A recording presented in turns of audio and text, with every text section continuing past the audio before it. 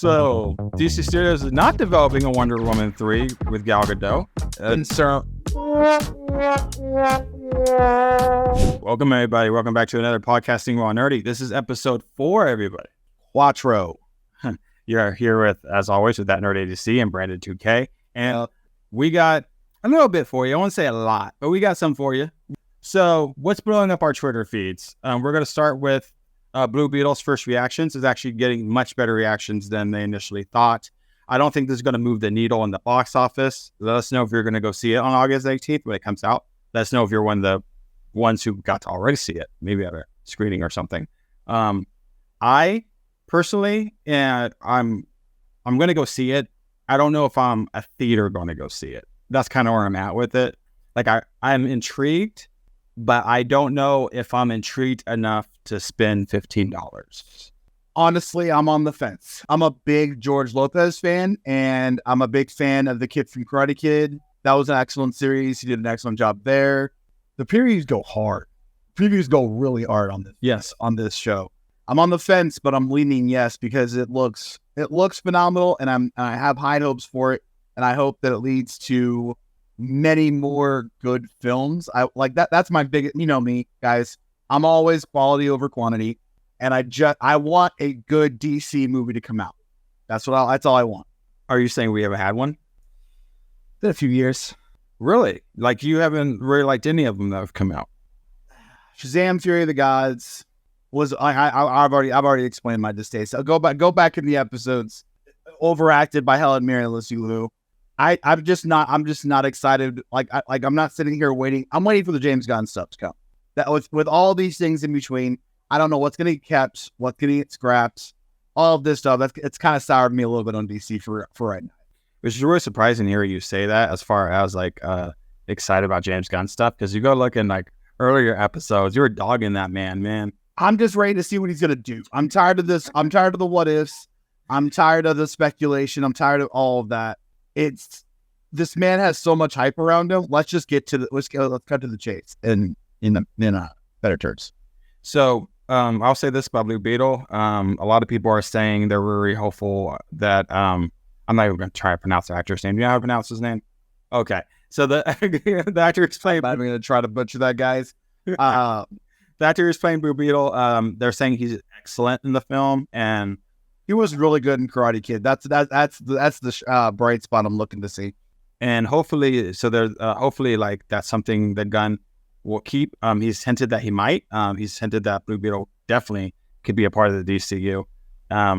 So hopefully we get a lot more Blue Beetle in the future, because I think Blue Beetle is one of those characters that could kind of be DC's answer to a Spider-Man, to as far as that appeal, right? That young member, that young appeal. I think Blue Beetle can kind of maybe capture that audience if done right.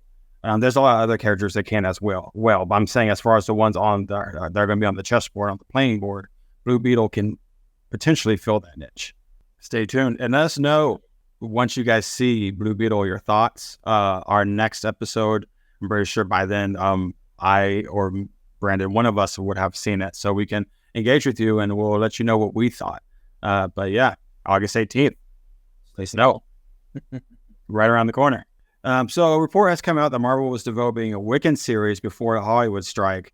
I am not super into the lore of Wiccan. I know he's Scarlet Witch's son. I know that I know that he's one of the key young Avengers.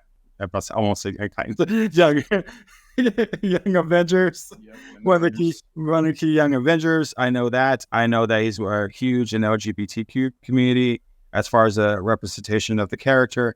What say you, Brandon? Is this a series that you are disappointed that has a stoppage to it, or wait? How do you feel about a Wiccan series?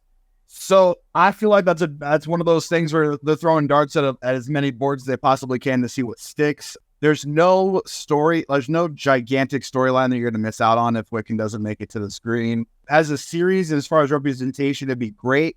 I don't think we necessarily need it story-wise, but I think it'd be good for representation, and it's a somewhat interesting storyline. It's not quite as big as, you know, the Infinity series, or like they're dealing with now the Secret Wars, or whatever happens with like the Kree. So it's not as quite as big of a storyline. I think that if they're worried about Secret Wars bombing, this definitely got axed either right when they found out that it was doing that, or even when they thought it might. But if Secret Invasion was any indication, there's going to be a couple more stories like this we'll hear about Marvel thinking about doing something and probably backing off of it. Mm-hmm. And I think you're hinting at something here that's probably true. Hollywood strike probably didn't help matters. Obviously, they can't do anything despite law by terms. But even without the Hollywood strike, I think you're right. I think this would have been on part of the chopping block anyways. I am very, once again, I'm similar to my thoughts on Blue Beetle. I'm going to take it or leave it when it comes to a Wiccan series. If it came out, would I watch it? Yes, just because I think the character intrigues me enough that would be intrigued by it, especially if they introduced him in Agatha, which it sounds like they're going to do in Agatha Covenant Chaos. Yeah, in Agatha, the Agatha series. I think if you built that series and Wiccan was a part of it and you're like invested into the Wiccan character, and then like, oh, by the way, he has a series coming out now, I think that's how you would get me. Young Avengers seems to be the way they're going. They already have a lot of those players on the board or about to be on the board. You already have really all the major characters that you need to make Young Avengers film tomorrow if you wanted to. They're all kind of there. He means Young Avengers, guys. Don't worry. I kept saying Young Justice, didn't I? It's okay because it is a very similar comparison. Yeah, Avengers. It's very similar. Yeah, no, you're right on target. It's okay. And that's a 40th slip from me being a DC guy as well. Yeah, of course. So, our next story, James Gunn addresses speculation of Grant Gustin's Flash is DCU bound. He didn't address nothing. He didn't. He did not at all. But so fans, I will say this about the internet community and about fans in general. We're all guilty of it. This is not a bash. This is just me stating. Anytime somebody follows somebody, we take that and we run with it. Like, we take it to mean the gospel that they must be working together, they must be doing a film together. Or unfollows mean breakups. Yeah. Something must be happening. They can't just be friends. And it turns out this is a little of nothing. So Grant Gustin, James Gunn, or is it? According to James Gunn, this is nothing. James Gunn follows Grant Gustin, and a fan was like, hey, because you're following Grant Gustin, does this mean that you're working with Grant Gustin? Is Grant Gustin our Flash? And James Gunn simply said, I am following a friend. That's really all there is to it. Do I think good? Do I think you should? I think you should, but this sounds like it's a little bit of nothing. It could turn into something, but maybe right now it's nothing. So since we've been doing this podcast and the C-Maze one, man, Grant Gustin would kill us the Flash movies, man. I would also like to know Grant Gustin's thoughts on this, though, because I think I read a couple interviews where him talking about the Flash series and him talking about he's kind of glad that it's ending, like he's felt like he's done enough with it.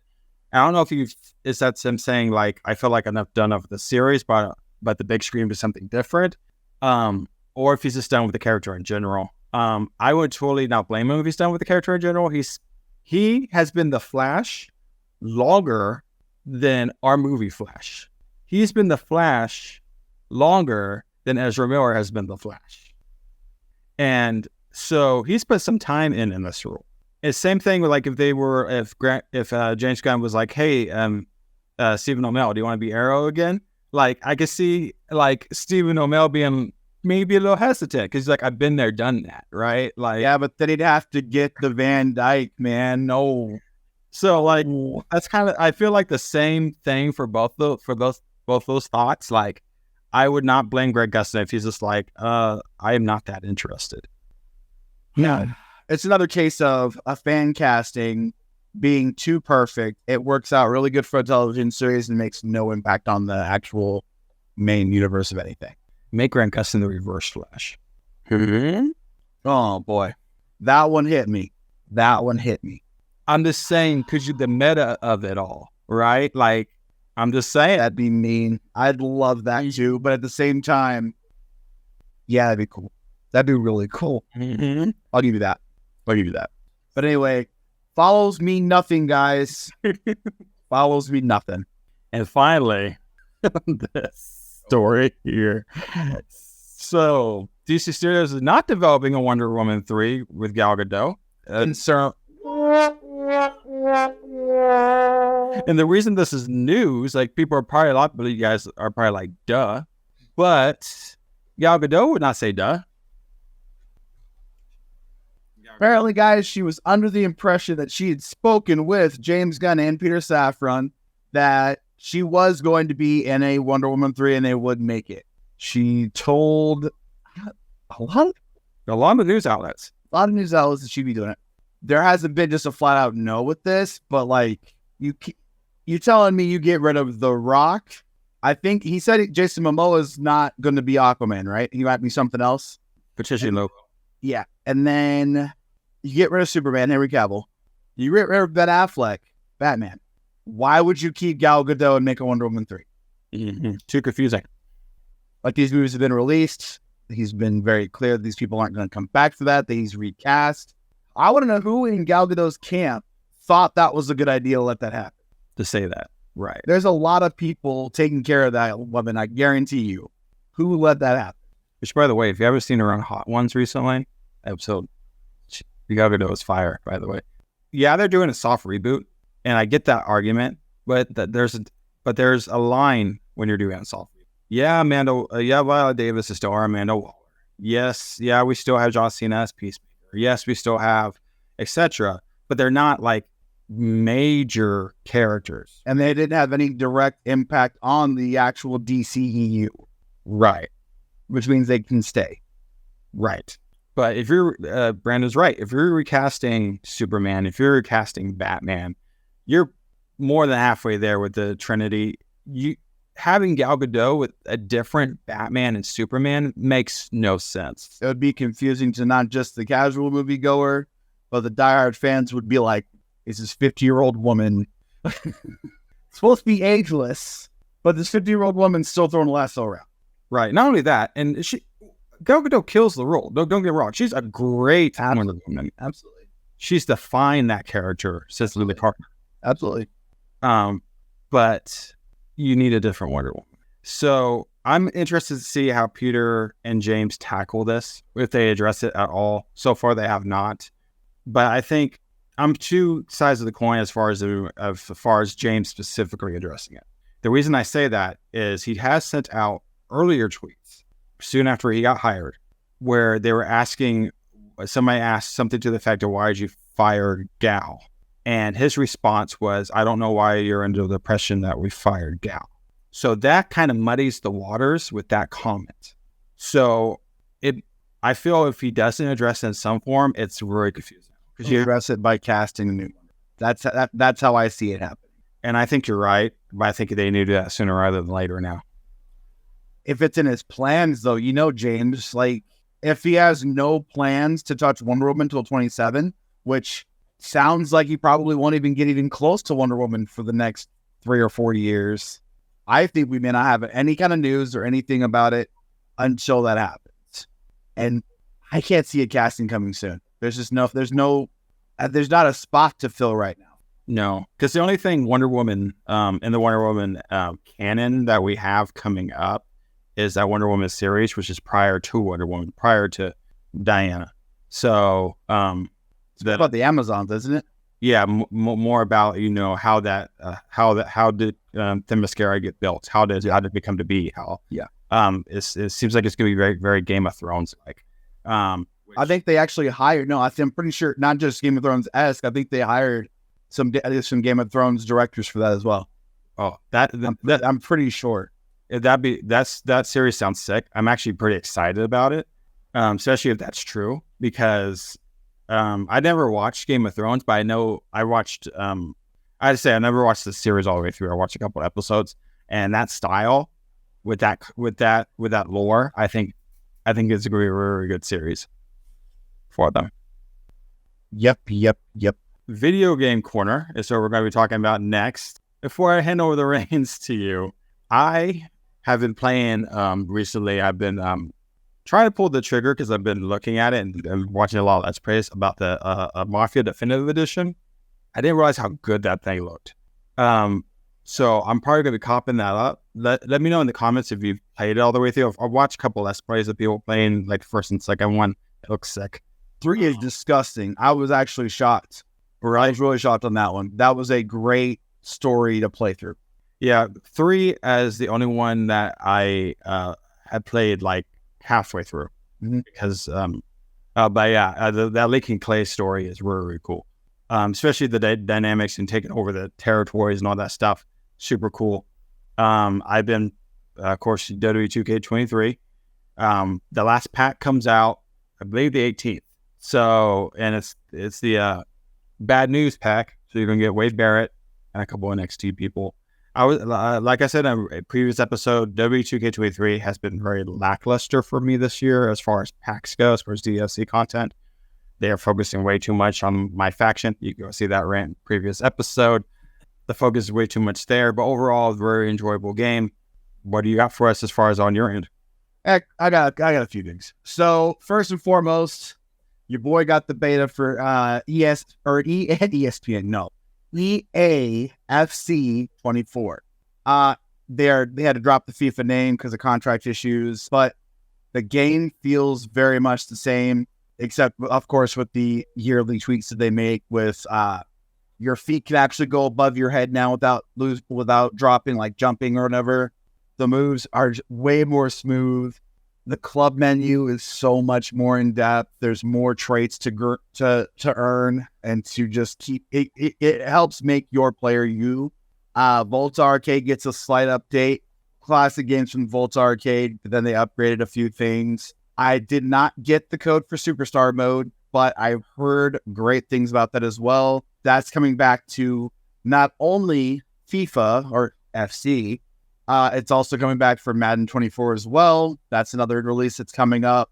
I'm not a big Madden guy, but I know some of you guys are. I'm excited about that release just because I want Superstar mode back, so I don't have to play the Ultimate Team. So the other big thing that I got from just the past week or so, they announced a Last Ronin video games being done by THQ Nordic. A lot of the takes that I've seen are really hoping that it's going to be a rated mature game. The Avengers, when it came out, is I believe, teen rated game. It kind of takes away from the brutality of the Avengers, and that's kind of the fun part. Like, if you Hulk smash, you should be able to like pick them up and sling them against a wall or something, and you can't really do that. With the story of The Last Ronin, it's a little bit more of a gut-wrenching pain and torture type situation. If you guys have read the comics, let me know in the comments how much you are looking forward to this game, and that if it's rated M, I hope you guys agree with me. That's the only way to do this game justice. It's got to be raw, it's got to be gritty, and it's got to be dirty. If it's not, then the story doesn't get told properly, and it's another strike and a miss on a IP that could just be amazing if done the right way. No, I agree there, and interested to hear more about how formative FIFA is. There's not much to change. FIFA is one of the games they actually try really hard on. Don't get me wrong, there's glitches just like every other game, but there's title updates all the time with players and all that good stuff. If something happens in the football world, it tends to reverberate through this game. So it's very much a living, breathing. The Ultimate Team's fun. I don't quite deep dive in like I used to, but it's also crossplay all the way across PC, Xbox, and PlayStation. So that makes it epic, and it's all game modes. So I was right 6 months ago. Everything's going cross-platform after the 22 and 23 season. 23 and 24 is going to be where you see the most crossplay. But anyway, back to FC. It feels great. There's new animations. The halftime locker room stuff is great. They use real kits for drop-in pro clubs. I've been playing a lot of it and having a lot of fun with it. The servers have been kind of wonky, but that's a beta, so that's going to happen. I am also possibly going to have a review for Starfield next time, or not next episode, but when that comes out, I'll have that as well. Another game called Mountaintop. It's another battle royale. I've been playing. I've signed up for that play test, and I also have been testing a game called Steel Hunters. Steel Hunters is kind of like that arena battle mech situation. Think like Titanfall, where you don't have a pilot and restricted to 8 people in like a Fortnite-sized map, and you're in teams of 2 is what I've seen so far. Very Apexy too. You can find there's loot to find, upgrade your weapons, stuff like that. There's mobs to kill to upgrade things and get health and stuff like that. Yeah, it's a pretty deep video game quarter this week. I'm having a lot of fun with 2K still. I'm ready for 2K24. There is one big drop that did happen recently as well. The Overwatch 2 Invasion DLC came out. I was able to procure that. I've been playing it. Did the missions, got through the missions already. It's a little pricey for the 3 missions plus a underworld mission. I'm hoping that expands a little bit. New character Ilaria. We'll see. I need to unlock her better. I need to lock her and keep pushing more things. But I've done the arcade and quick play with her. I haven't brought her into comp yet. She's not ready for comp yet. They haven't brought her into it. But she feels kind of clunky right now. The abilities are not movement abilities. They are a knockback and an ultimate smash that make you move. They're not necessarily based in movement, which is okay, but you're kind of dependent on those moves in order to escape, per se. And her fire rate's trash. Don't get me started on her fire rate. It's basically semi-auto Ash type shooting unless you're healing, and then you have like a Zarya beat. We'll see. I'll play with her some more. I'll come back and talk to her. We'll put this back in the next video game corner, but we'll see. Finished plat last season to support. I don't want to start a new champ because I don't want to go below plat. We'll see. I'm interested to see. I'm glad that the new character went into support because it could have went into tank, but they've dropped. Well, they redid Orisa and then they dropped Ramatra, so we already got a tank. So I'm glad it dropped into support. And be sure to catch Brandon 2K on Twitch to watch him play. Links will be down in the description. Come check me out. I'll be doing all kinds of stuff in the next week or so. You probably see him play the majority of the things he's just talking about here. Exactly. So, after the play test. So wrestling talk. There's a lot going on in wrestling right now. A lot. If you're living under a rock, there's definitely the Bloodline story going on. What happened? What world am I living in right now? Okay. Did Jey Uso apparently out of the WWE? Right. No, I am not. I'm not naive. I know this is the storyline. He's not. But storyline wise, what a shakeup this is. There's a lot of people on the internet who are taking it seriously, though. I see a ton of images and stuff of Jey Uso joining AEW. I'm like, you're out of your mind. That's not happening. If anything, if he actually was leaving, he'd probably go to Impact because that's where his wife is. But that's where Trinity is. But nonetheless, so I am kind of over this Bloodline storyline a little bit, though, to be honest. I believe it's kind of jumped the shark in a lot of ways. I do believe this Jey Uso tournament events is kind of intriguing, but Jimmy turning on Jey at what, SummerSlam? Yeah, SummerSlam. Turning on Jey at SummerSlam was weird and out of place to me, especially because it made no sense to me. And I guess you could kind of call this a hot take. I don't know. Let me know if you guys agree with what I'm about to say here. But so if I'm trying to follow along here, okay. Jimmy super kicks Roman Reigns and deflects from the Bloodline. Jey Uso is all like, "What'd you just do, bro? What'd you just do, bro?" Calm the confusion, right? Several weeks, Jey comes along with Jimmy and is like, "Yeah, I agree. Roman Reigns has gone too far. Bloodline is trash." I follow. Things are looking okay. Also, in coming weeks, you have Paul Heyman and Roman Reigns trying to get Jey Uso to deflect from Jimmy, to try to get Jey to be like, "Hey, you're main event Jey Uso. You're gonna be, you're gonna be the next tribal chief one day. Not yet, but one day." Da da da da. I'm following along. This is good storytelling. I'm following along. We get to SummerSlam. Jimmy super kicks Jey in the face. And his reasoning that we recently found out was, I did it for you. I did it because I didn't want you to become Roman Reigns. I did it because I didn't want the tribal chief of it all to overtake you, was Jimmy's reason. I did it because you're my brother and I love you and I didn't want to see you go to the dark side, basically. I think so. I think that's lame storytelling. That's lame. Like, It's a bit of a cop-out for sure. Pretty lame to me. So I don't understand where we're going. That's the thing. Like, It happened 500 days ago to make 150% more sense. It would, but it wasn't that long ago that, and also let's keep in mind here that they dropped the nugget in one of their conversations, storyline wise, when Roman Reigns was like, hey, Jimmy didn't even want you to be main event Jey Uso. Jimmy didn't even want you to have the solo career or whatever. And Jey goes, Jimmy, is that true? Like, all hurt. And Jimmy goes, yes, it's true. And Jey at that moment seemed to pretty much drop it. It looked like he dropped it. And he still super kicked Roman and sided with Jimmy. So you can't even go back on that as the catalyst for all this. So I'm just left kind of confused.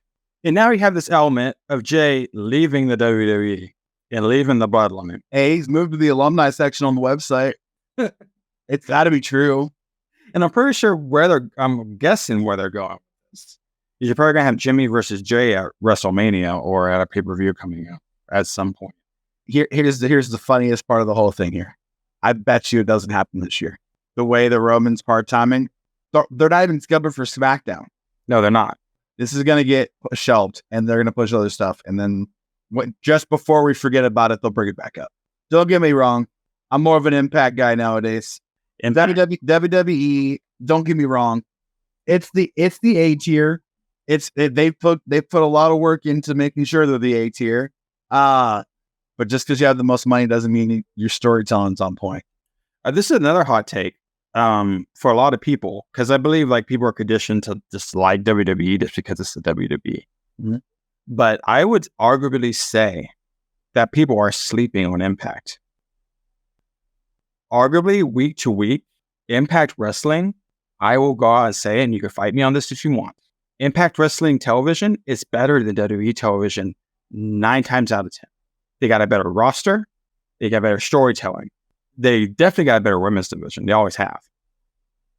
And you could say to me, like, if you had to go with the top 3 wrestling companies doing it right now, I believe you can make an argument for first with AEW or Impact. I believe they're kind of interchangeable. I believe they're kind of equal.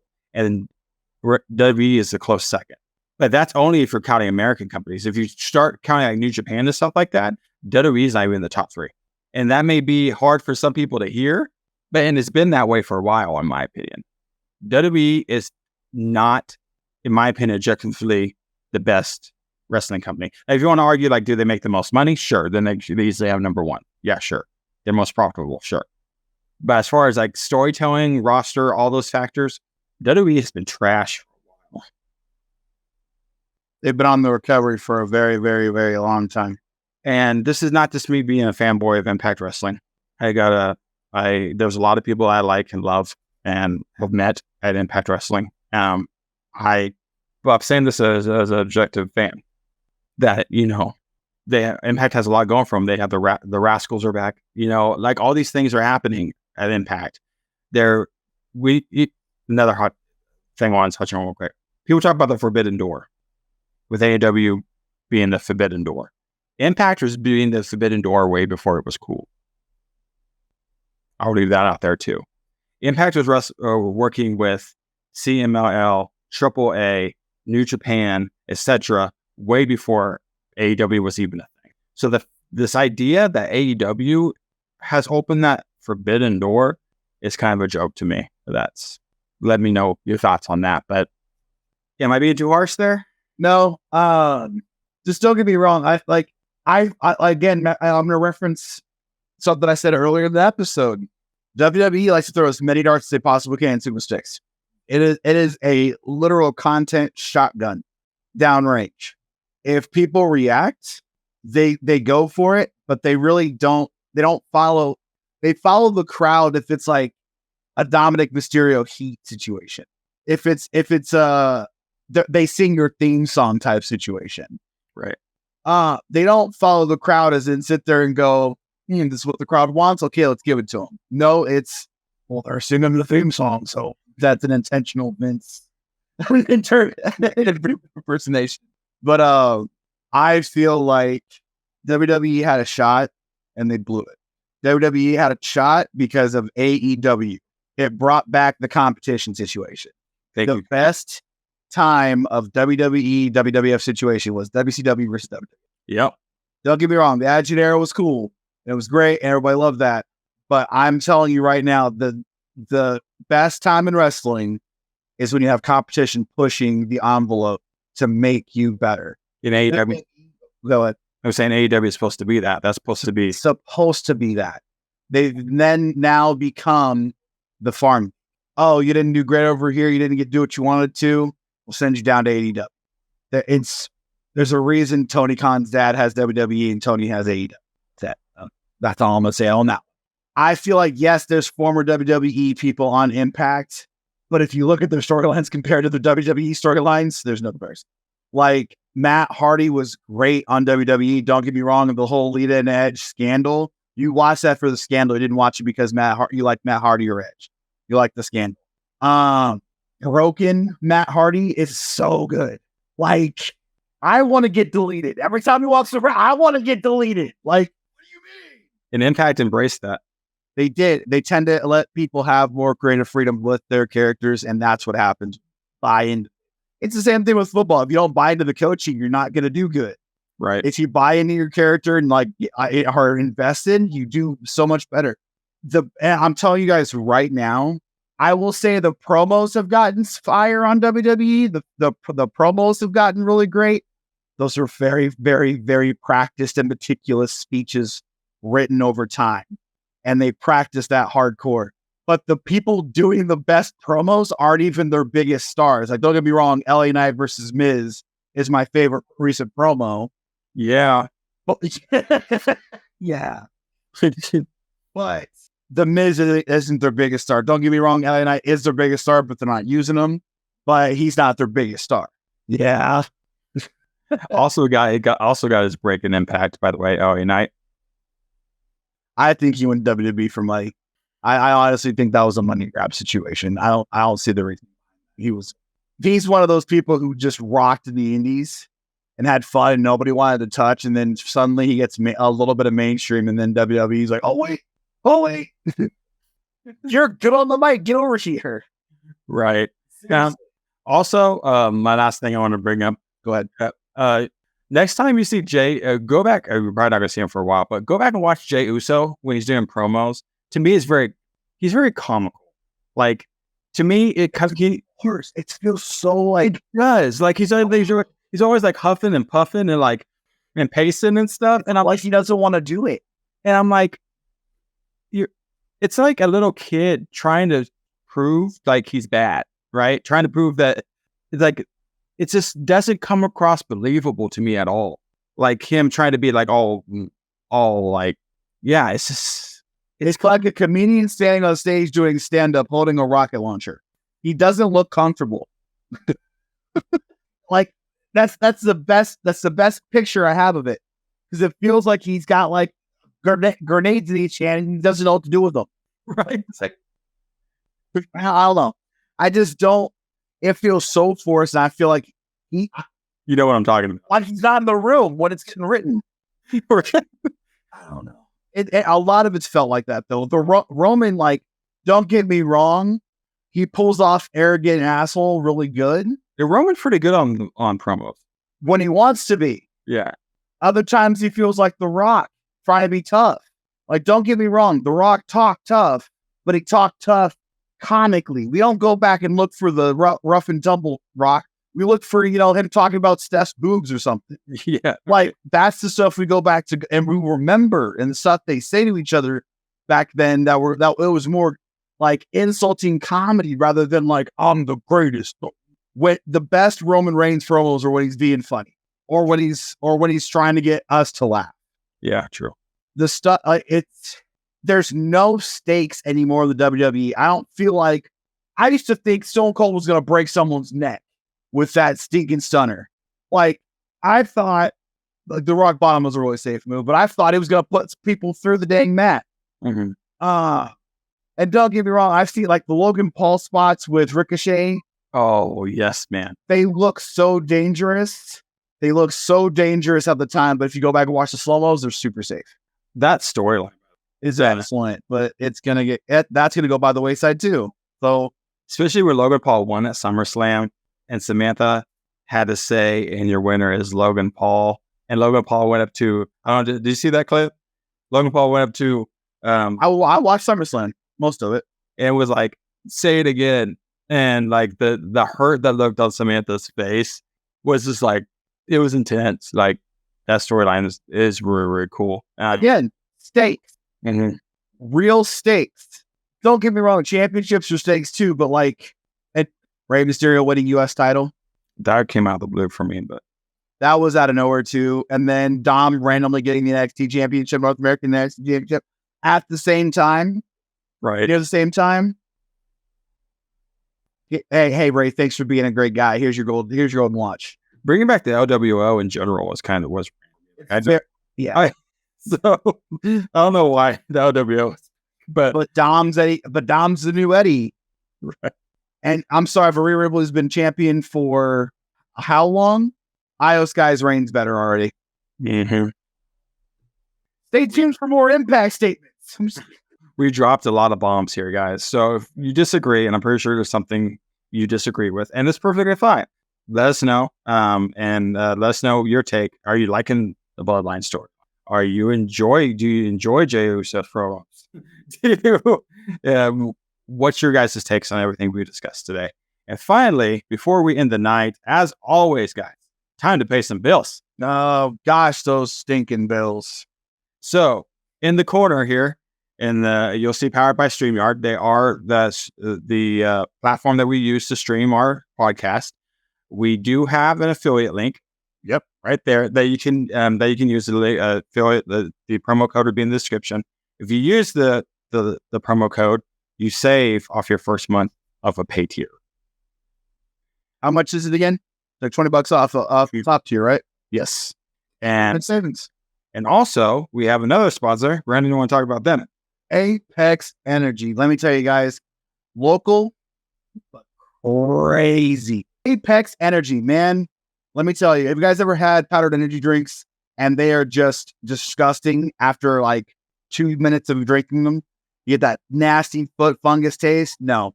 Get you some either Bomb Pop, Cherry Limeade, or even that Citrus Blast. I put it with Sprite. It's funny because Sprite's caffeine free. You throw a little bit of the Apex in there, it completely changes your Sprite. I've been meaning to try that, by the way. You got it. It's so good. So good. You basically get to drink a Bomb Pop without having that like the super syrupy. Like it actually like tastes like Bomb Pop soda. We are gonna get new logos and maybe some new promo codes for you. Right now it's CMAs 20. Soon it's gonna be PWN 20. So use those CMAs codes before time runs out, and then jump back on the train. We'll get you a PWN code right here directly. Guys, these guys are local. They're not these big box companies. They actually pack their own orders. It's pretty awesome. I want to see them struggle. So guys, go out there and go ahead and get them some orders so they can struggle and have some videos of them just freaking out, making so much energy. Guys, thank you so much for watching. It was so much fun as always. I'm Brandon 2K. I'm that nerd ADC. And as always, remember, this is not the Nerdy Geek podcast. This is a Nerdy Geek community. And keep it nerdy. Smack that subscribe button. Boom, boom, boom.